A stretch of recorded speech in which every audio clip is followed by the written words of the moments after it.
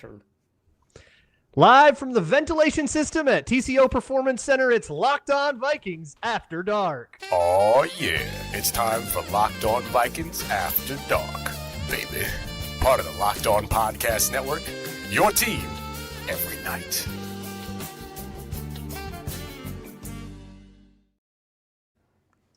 What's going on, everybody? Welcome to Locked On Vikings After Dark, part of the Locked On Podcast Network, the number one sports podcasting network, here with Arif Hassan and the wonderful, cool night air to discuss some pro days. So, Arif, you have an article that was definitely supposed to be out by now. For sure. It was supposed to be out yesterday. Yep. Which is about pro days. So I think this is a great time to discuss the topic of there are some like really common questions that get asked about every pro day. Every time you hear news about a pro day, so-and-so ran a great 40, so-and-so did great, threw really well, looked really good at their pro day or whatever, looked bad at their pro day. There's always the question of why it matters. Why is this different than the combine? Sometimes you get like measurements that are different. Like, what do you have a different ruler? Like there's all of that. Is there college bias? Should we care about this stuff at all? Why do some players decide to do some workouts at the combine and some at their pro day, and some don't work out at the combine at the combine at all and only do their pro day? So there's all this like philosophy about it. But what I figured we could do is not only kind of address those questions, but also the pro day circuit is almost over. We've seen most of the pro days, right? Are there any even left? I think there's still a few. There's like some private pro days. Like I think a couple of players have like scheduled like, hey, I'm going to be recovered from injury, so I've got one on the 17th of April or whatever, right? But those are few and far between. Almost, I think all of them finished around like the 4th or something. So I wanted to also just kind of go around the horn with what are the like biggest pro day revelations that we've had. Stuff like Jermod McCoy running a good 40 at his pro day when there were so many questions about the strength of his knee and his recovery and all that. Feels like really big news. Stuff like that we should know. So hopefully people can walk away knowing what they need to know about the pro day circuit. But let's start with the philosophy here. Why should we care about like what happens on friendly turf at Oregon when we just saw all these same tests a month ago in Indianapolis? Alexander Madison. That's why his pro day was so much better than his combine, and I think that was a better representation of his skills. No, so there's a couple of things here, right? One, there is no guarantee that the turf is any friendlier at a pro day. In fact, most college turfs right now have worse turfs for running, for generating speed, I should say, than the combine turf, which is known to be a fast turf. Actually wrote about this. We have the fastest combine times we've seen. And they've been getting faster at a rate that is not well explained by things like opt-outs and refusals, that is not which is selection bias, which is not explained by better workouts. The surface at Indianapolis is faster than almost all the surfaces that a lot of these players are going to be working on. The second thing that you have to understand is that they log in the official pro day report, which is the APT, they log the conditions of the field. So sometimes they'll run on a track that's going to be logged. Sometimes they'll run on grass. Actually, that's pretty rare, but that'll be logged. They've got multiple types of turf that they log. And so every team can kind of make their own changes. But what ends up happening is that actually a number that gets submitted to the APT is what it's called, is the testing report. That number is essentially an agreement among a conference of scouts that are at that pro day for what that time is. And in that agreement, they essentially already adjust the pro day times. So the pro day times that are in the APT are already adjusted. And if you compare APT pro day times to combine times for people who have taken both, there is no meaningful difference, despite the fact that you would expect, even if there is no difference in timing and testing in turf, you would expect a difference because people who run well at the combine are not going to run at their pro day. So you'd expect a selection bias of faster times, even if there's no recording error. But it's like a difference of 0.01 seconds we've seen. So there's actually not a huge difference when you get access to the APT. But the thing is, the times that we hear and the times that we see are not the times that the NFL has, because they're reported by journalists who were there, and sometimes journalists are timing themselves, and they don't allow the journalists to set up at the 40-yard line, so they've got bad angles. They might be recording on an iPhone, which there's like a whole thing for scouts when they record on their stopwatches. Like, I know everyone hates these hand times because they've got a lot of variance, but the conference situation among the scouts actually does resolve that variance issue. But the latency that it takes to push the iPhone button for the timer, or whatever smartphone that you prefer, is longer than the actual and more variable than the actual latency in pressing and stopping and starting the stopwatch. So that is actually different. But it could be the reporter, or critically the agent, which I feel like is a really important thing, and sometimes the school. So if you take a look at when schools report times, when they, like, Wisconsin is notorious for this, but like a lot of schools do this, they'll report the times now, and you go to the Wisconsin Pro Day reporting website, and they've got a wealth of information. It seems so usable, right? Because it's as much information as you would get from the combine. The numbers are juiced, and those aren't the numbers that NFL teams are using. So we will get numbers that are better than they should be because they're not the numbers that NFL teams are using. But if you go to draftscout.com, that is for 95% of the players, essentially the APT times. There are small differences. We've got a piece over up at Wide Left that Alex Katzen wrote last year that actually goes into some of those differences, but they're actually pretty accurate. And when they're not really good representations of player athleticism, it's actually usually because of conditions on the field. So Jake Bobo ran a 4.99 second 40-yard dash, right? And for a receiver, that's obscenely slow. And you would think, well, he's a successful NFL player. Certainly this at least helps demonstrate that 40 times don't matter. He was running in a swamp. UCLA at the time did not have an indoor practice facility because it's Los Angeles, you know. I am acutely aware of that area. There is no space left. Yeah. You can't park your car, let alone build a building. Right, exactly. And, like, why would you build an indoor practice facility when 95% of the days are great?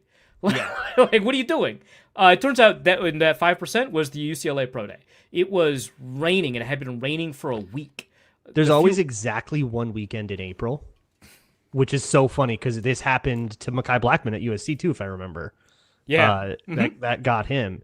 So to kind of wrap that up into a tidy conclusion, it's that Pro Day 40 times should not be as or maybe getting dismissed too much. Yes. And while there's variance and stuff to worry about, especially if you're taking the, face value reporting from an agent or a school or a journalist that is sourcing it from an agent or a school, to be aware of that. But stuff like, okay, Jermod McCoy runs a 4.38 at Tennessee.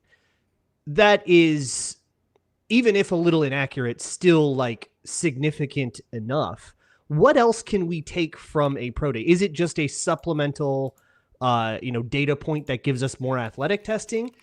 But there's also stories like I'll never forget Teddy Bridgewater's pro day throwing.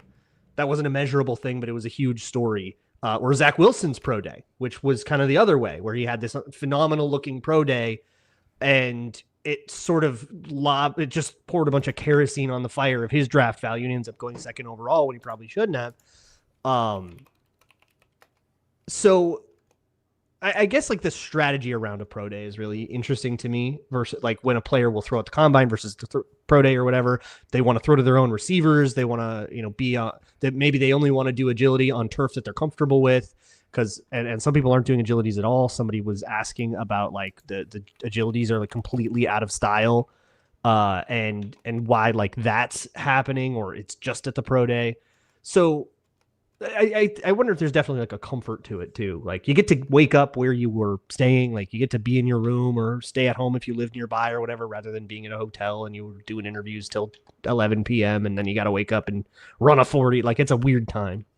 Yeah, no, there's a lot of elements at play here. So, so the athletic testing portion is independent of like the quarterback throwing session, which I'll say this about the Zach Wilson pro day. It ruled. It was awesome. Correctly determined to be a good pro day. That doesn't mean he was going to be a good quarterback, right? As it's like the stereotypical thing whenever we get like a new piece of draft information is, it's a piece of the puzzle, right? But that is like true, right? We can't think of it as anything more. Some of the most athletic players that I've got this huge database going back to 2005. Some of the most athletic players I have in the database were priority free agents or even less, and did not end up with a ton of NFL play, if any play at all. They got cut in camp, right? Like, you could have the most athletic person in the world, and if they don't know how to play football, they don't know how to play football, right? Once again, we are invoking Moritz Borger. You're right. No, exactly. He keeps coming up. It's standing, you know? We got a couple of Moritzes in this year's draft. Uwar Bernard from Nigeria. Joshua Weru from Kenya. Great pro days. 100% want him on the Vikings. Don't care. Yeah, that's kind of my take on it. See what happens. Yeah. But yeah, the I think the throwing gives us some information.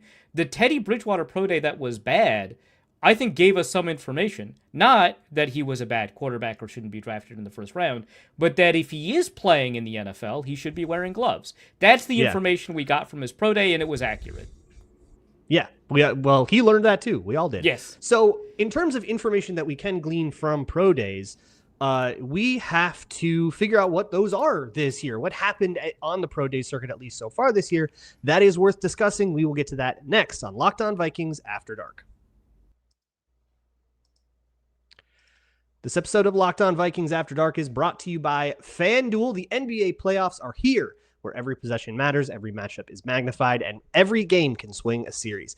Right now, FanDuel is giving new customers a great way to get in on the action. Right now, you can bet just $5 and get $250 in bonus bets if your first bet wins. The app makes it super easy to follow the action with player stats, trends, and matchups all in one place. So you can do a halftime bet. You can go bet on Naz Reid in the fourth quarter or something a little bit more long-term. Whatever it is, just put $5 down, and if it wins, you get $50 in bonus bets for new FanDuel customers. Makes the entire playoff experience more engaging from start to finish. Head to FanDuel.com to get started. FanDuel, play your game. Moving along here with Locked On Vikings After Dark. If you like Locked On Vikings stuff, you can get it all ad-free with the Locked On Vikings Everydayer Club. Go to LockedOnVikings.supercast.com, and for $5 a month or $50 a year, you get everything ad-free, access to a special Discord server where you can ping me whenever you want, and much more. So, Arif, you have been working on a piece, and therefore I'm sure you are acutely familiar with what has happened at pro days that we should know about. I am not familiar with this at all. I watched Caleb Downs today. That's where I'm at in my draft research process. Who is he? Alabama safety.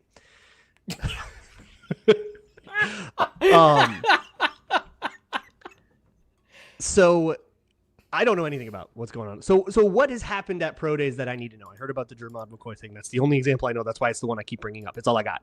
So yeah, it's funny because I don't have a Jermod McCoy time in my database right now. Well, so the articles are all reporting a 4.38, but to your point, that's like who's unofficial to say what the APT would say about him, right? Exactly.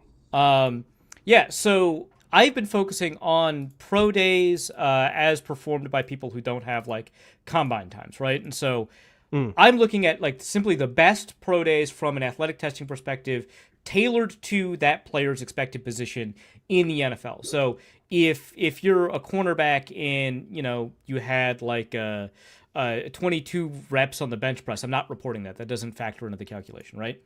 But a couple of players that I've kind of like stumbled upon for the writing of this piece do have like some interesting write-ups in draft guides and stuff like that. But the problem is most of them don't, because I am looking at the 2,700 or so players that have enough workouts to be recorded in a pro day. And so the most athletic of those players tend to be ranked anywhere between 300th to 800th on the consensus board. And most of those players will not have scouting reports available. But the ones that do will have little nuggets like the MAC level version of Nick Bosa, which rules. I love that. That's a scouting report from Dane Brugler about one of the guys I identified at edge rusher based off of his pro day. It turns out he also has an outstanding Pro Football Focus grade, which we all love. Really good pressure rate. Heldman, what's his name? Michael Heldman from Central Michigan. He's 316th on the current iteration of the consensus board, which is not out yet and will be updated with more time. 53 pressures and 321 pass rushing snaps. I think he's like second or third among edge defenders in the FBS in PFF. So really good performer at the MAC level. You take a look at his game-by-game performance. It's not as good against teams that are known to have good offensive lines, which you would expect, but also would like to see a little bit more performance. But, I mean, he's a guy that is likely to go undrafted that has the athletic profile and the production profile of a pretty successful player. So I think he'll sneak into the 6th or 7th round. And then you just, like, see these scouting report-like things. I don't know. Sometimes Dan Brugler's scouting reports are great because I think everyone remembers the raw sushi one from the punter tight end, Zach Davidson, you know? Yeah. But like, nobody does it like him. Yeah. I stumbled upon a guy that I actually learned about at the Shrine Bowl at linebacker, USC's Eric Gentry. He's 6'6", one of the few linebackers taller than Anthony Barr. He's also 220 pounds. He weighed in at 228 at his pro day, so he's bulked up a little bit. But everyone has always said, hey, man, you look like a small forward. You look like an NBA player. And he does. And so I did a player comparison where I compared his height and frame and weight to Kawhi Leonard, and it's exactly the same. Wow. Yeah, he's got the same wingspan, the same height. And he's not a tight end, huh? And he's a linebacker. And wow. He's been asked a bunch of questions like, hey, man, why linebacker? And he's like, I don't know, man. I kind of like hitting people, which is exactly the answer you want. That is exactly the answer I want. Yeah. He was recruited as a basketball player in high school. And he's like, I just love football more. And it's like, all right, man. He was a pretty good basketball player. Right. But like he had a 6.76 second three cone at 228 pounds. Wait, say the number again. 6.76 seconds. Holy Sorry, I needed it twice. I'm in the slow learner group. Yeah. So like I'm uncovering players like this. There's a player. So there's a Cincinnati linebacker named Jake Golday who's going to be drafted in the 2nd or 3rd round. A lot of people already know about him. Yeah. He's got a teammate that's a lot of people like him to the Vikings at 49, actually. Yeah, there you go. He's got a teammate, also a linebacker, starting at Cincinnati, to continue the Cincinnati linebacker tradition that the Vikings have, which is more than one, which is crazy. Yeah, right? Yeah. Jack Dingle, great name, all-name team, I think. Fantastic. Yeah. 4.17 second short shuttle, which is nuts to me. A 10-4 broad jump at 232 pounds. His production is fine despite sharing time with Jake Golday, like 60 solo tackles. Like that's really impressive for sharing time with a 2nd round pick at your G6 school. So there's a bunch of great players that have, or interesting players, I should say, not necessarily great. A lot of these players are ranked 300th, 400th, 500th. But like there's a 391 pound player. Let me see if I can find him. 391 pound player. Goodness. Yeah, Percy Lewis from Ole Miss. He transferred to Ole Miss from Auburn. His wingspan is the longest in the draft. Out of all 2,700 players in Dan Brugler's guide, which is not where I get this data, but I was checking, cross-checking. He has the longest wingspan by about like 3/8 of an inch, like a pretty significant margin when you're getting to these edges. So an 89.25 inch wingspan, 391 pounds, an astonishing 20-yard split of 3.08 seconds, which, to put it in perspective, is 0.4 seconds faster than you would expect a 390-pound person to run. Who is an NFL-level athlete. So that is the 3rd best weight-adjusted 20-yard split in my database for any offensive tackle. It's right next to Trevor Penning, Mekhi Becton, and DeWand Jones. These are like 1st, 2nd round picks. Yeah, that's like crazy athletic. It's just like what a crazy athlete is for a 391 pound person is still like a different utility. Like you have to be very clear about what you're going to be asking this person to do. Yeah, and at the college level, I want to be clear. He has only ever started on accident. Okay, well, that's perfect for the Vikings. All their starters are on accident. Yeah, that's true. So yeah, he didn't start. A lot. He didn't start at Ole Miss, where he transferred to. He didn't start at Auburn the year prior, so he was in a left tackle competition, a 3-way left tackle competition at Auburn, and they were rotating in the first game, but he got 7 snaps, the other guy got like 28, and it's like, I know who's going to win. And then the right tackle got injured with a foot injury, and it was like, all right, man, well, you have an 89-inch wingspan, you're a right tackle. Just go. Just win everything with reach. Yeah, so not good at football, but wow, we will watch your career with great interest. We just want to see how this works out. Yeah, and then we also have the classic quarterback turned tight end. We get one of those like basically every year. So we had a Stone Smart previously. We have a classic Gophers legend, Marquise Gray. We had Blake Bell, Jelani Woods. Technically, Travis Kelce was a Wildcat quarterback his freshman year at Cincinnati. But Evan Svoboda has been a quarterback every year at Wyoming, except this final year where he played tight end. He is 336 on the current. Oh no, that's Carson Ryan. He is. Who's to say? He's somewhere on the big board. But he Consensus had big board coming out at wide left someday. Someday. He's 708th on the consensus big board. So we know he's good at football because he's 700th on the big board. He is 6'5". But you have heard of me. Yeah, right. But he's 6'5", 240 pounds or 248 pounds. He jumped 36 inches in the vertical leap at 248. He had a 20-yard split of 2.7, 4.6 second 40-yard dash, and I think the most impressive is 6.9 nice second 3-cone at 248 pounds. And this is a guy that has played tight end for 1 year. I think he's 180 receiving yards. It'll be fun. Stone Smart was the same way, and he ended up, turning in a pretty strong career as a third tight end. Marquise Gray also did not have any receiving yards, actually, in college. Tyree Jackson had a couple of years. Who's the Virginia Tech quarterback that ended up converting to tight end at Arizona?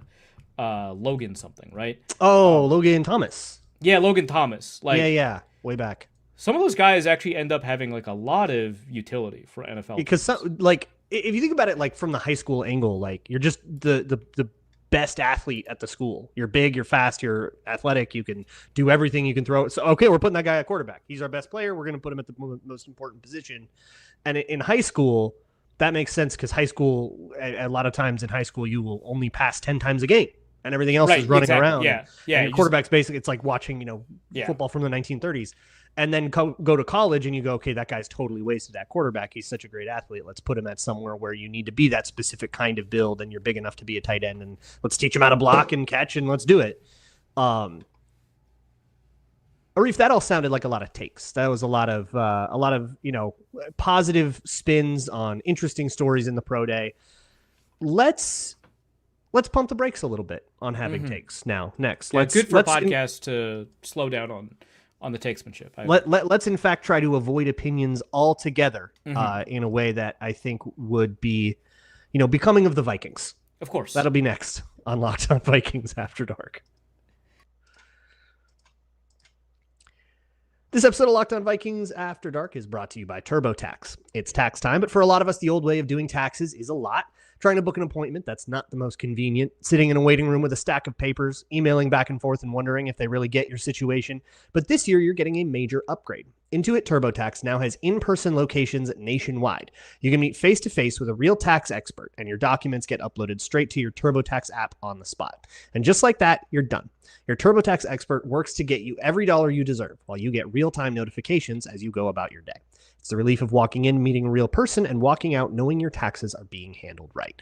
Head to turbotax.com/local to find a store near you and book your appointment. Moving on, Arif, I have another game that I think will be fun here on Locked On Vikings After Dark. The game is called Arif Refuses to Have a Take. This is inspired by a text you sent me the other day that read... Hold on, let me scroll up to it. This is great. I do not have takes for what it's worth. Like generally. That's what you told me. Like generally, yeah. Like generally, you do not have takes. Yeah. Because I was wondering, hey, do you have any opinions on the draft players or somebody you really like? We could highlight them. We could make that a thing. And you were like, I don't have takes.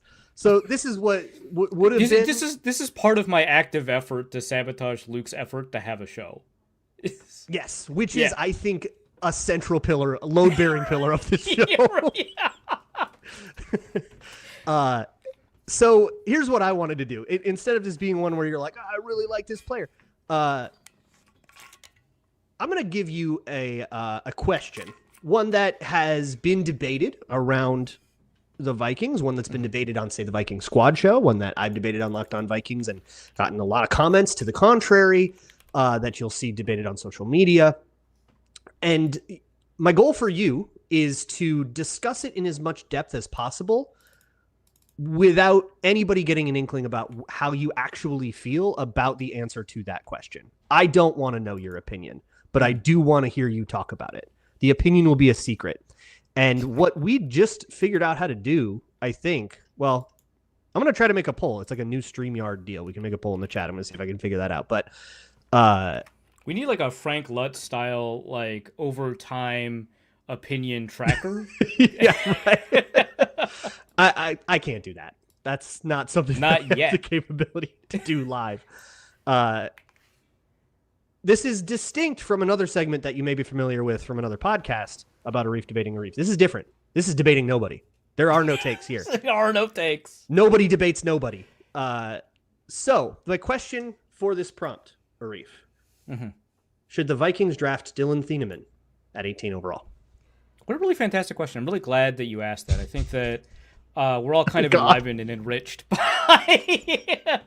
by having questions like this, because I think it deepens our conversation, right? It makes sure that we explore a variety of angles that we have available to us, because I know that a lot of people have a lot of opinions on this. Like our friend of the show, Tyler Forness, really doesn't really like that idea of drafting Dylan Thieneman, and I think that he makes a lot of really interesting points about like player fit and player type, and even Dylan Thieneman's overall talent. But also at the same time, you're getting like the majority of draft experts who have either mocked or have represented Thieneman as somebody who's got really high level talent that has the ability to take any franchise that he's with up to that next level. And then you have to kind of evaluate: do you take the specificity of somebody like Forness's understanding of the way the Vikings run their defense over kind of the wisdom of the crowds, which we've talked about a lot in terms of having a lot of predictive value, right? But unfortunately, these crowds don't really have the same deeper knowledge about what it takes for the Vikings to kind of run their defense. And so to get a better answer to that kind of question, it might even be better to take a look at like what Dylan Thieneman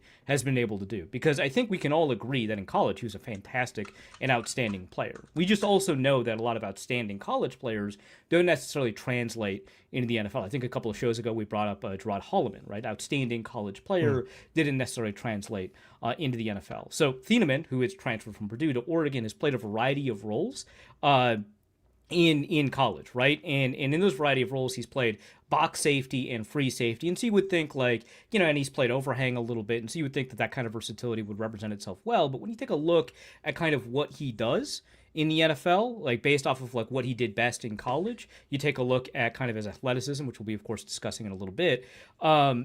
You see him as kind of like a free safety type. Now you take a look at the Vikings, that is the type that they've been lacking, especially since Cam Bynum, left and Theo Jackson didn't have the ability to fill the role. And sometimes you take a player that doesn't have the versatility that you typically think of as associated with, the defense that you're running. So you can enable the versatility of the people around you, right? Like it is not important that Jonathan Grenard drop back into coverage all that often, because he can rush the passer well enough that you can have somebody like a Dallas Turner or have somebody like an Andrew Van Ginkel drop into coverage, right? You can enable the versatility of those around you. And we didn't get to see Josh Metellus be versatile because we didn't have Theo Jackson play free safety well enough. So the lack of versatility that a lot of people see in Dylan Thieneman is not necessarily the negative I think a lot of people think it is. But at the same time, like if you have that kind of injury at safety, right? If you don't have Harrison Smith, you're looking to replace that. You don't have like Josh Metellus for a game or three. How do you replace that? Thieneman doesn't provide you with that additional value, at least according to a lot of experts. But that kind of elite athleticism, I think he ran like a 4.35 at his combine. That kind of elite athleticism is really difficult to find and place. And so you will find ways to kind of use that, right? Like an Eric Rowe who played in a Flores defense, right? And I think that even like a Jabril Peppers, right, who has played in very similar versatile defenses, we saw him initially as just kind of this speed guy. A lot of Greg Williams. 10 seconds. Yes. I want to do the other one for this, but wrap it out in 10 seconds. We'll do a final vote here and see if you accomplish the goal. Sure. So I think that it's certainly an intriguing question for a really high-level player that has the ability to do a lot of things in the Vikings defense. Really, it's a question of value, and I think a lot of these questions end up being valued. Because if he's available in the 7th round, of course you take him, right? Available in the 6th, 5th, 4th, you'll take him. Yeah, it's really just a question of where the Vikings are taking him, and for that, you'd have to figure out whether or not the Vikings are going to trade up, down, or stay where they are. It's tough. Fantastic stuff. So if you haven't already, if you're in the chat, type 1 if you think Arif likes Dylan Thieneman at 18. Type a 2 if you think he doesn't. And we will see if you accomplish the goal. Right now, not looking like. Looks like people got too good of an idea of your take. It's interesting because I genuinely don't have a take on this one. Well, you do now. Let's do another quick one. 2 to 3 minutes. I will stop that poll. 2 to 3 minutes. Should the Vikings extend Jordan Addison this offseason? Great question. Love questions like this. And again, same deal. I'm going to put out a poll on if you're here live. If you are not live, if you're listening to audio, I don't know if the poll's going to show on like video recap or anything like that, but it was 100% for two. It was 100%, not one person, which is crazy. Yeah, not one person thought that you I think we had a low voter turnout, which is unusual. We did have low voter turnout. So get in the chat and do it. All right. Show up 10 p.m. Central. Mondays, Tuesdays, and Thursdays, we get chat interaction. So I will recreate a new poll while you begin. Should the Vikings extend Jordan Addison this offseason? I think it's like one of the more dynamic questions the Vikings have, this offseason, because you've got kind of the really classic, like, what are the off-field issues for this kind of guy versus the level of on-field talent that he has. I think he's fulfilled, from a talent perspective, a lot of the expectations that you'd expect from a Blitnikoff Award winner, which he won, I believe, at Pitt before he went to USC, and also from a first-round pick. I think that his speed has been outstanding. I think that he's got the ability to further develop his route tree like he has been over the middle of the field. I don't think the question is really about his talent, it's about his off-field. But I think also when we talk about off-field, we tend to flatten things when we say off-field concerns, right? Because we wouldn't say that, like, Isaiah Wilson and Deshaun Watson have the same off-field concerns as Dalvin Cook. Like, those are not the same kind of thing. And so you have to disaggregate what it means to be an off-field concern. I think the simplest way to look at that is to question kind of the reliability or availability of the player going forward. And that is tough, right? Because the reliability itself is a question. We remember the London game. He showed up late to practice. He got suspended for half the game, right? But in terms of like the long-term liability, whether or not he's going to miss games because he got arrested and stuff like that, it's not a question of the moral ambiguity, right? Because it sounds like he's not doing stuff that is tremendously awful, but if he gets another DUI or something like that, he's probably going to miss some time. And so the question of whether or not you extend him is really a question of what the market is, right? If those off-field concerns change the market for him meaningfully, then the Vikings are in a really great opportunity to take advantage of a really talented player and in a favorable market and maximize the value that you can get from Justin Jefferson and the late-end career of DJ Hawkinson, improve the supporting cast for somebody like a Kyler Murray or maybe long-term JJ McCarthy. But it really is just, does the market kind of respond to the conditions of like him being at a noodle shop or whatever it is in Vegas, right? It's really tough to figure out how that gets priced in, but we do know it's going to get priced in. And that pricing in is going to radically change how the Vikings approach that kind of question. Once again, a completely unanimous idea from the chat that you do like the idea of extending Jordan I think they're just going off of previous conversations I've had. I don't think that's probably it, or they're trying to sabotage my segment, which is virtuous of them. Also correct. Also, I do see a number of... If the chat is organizing against us, this might be... I'm not confident in this widget because I see a 2 in the chat, which should at least suggest that there's at least one vote against, right? That two went out a little early. The poll wasn't out yet. Oh, and then he also changed his vote to a 1. And then later changed the vote, but it did not double count. If you typed 1 a bunch of times in the chat, you only got counted once. So our chat has unionized. Thanks for listening to Locked On Vikings After Dark. We'll see you all next week.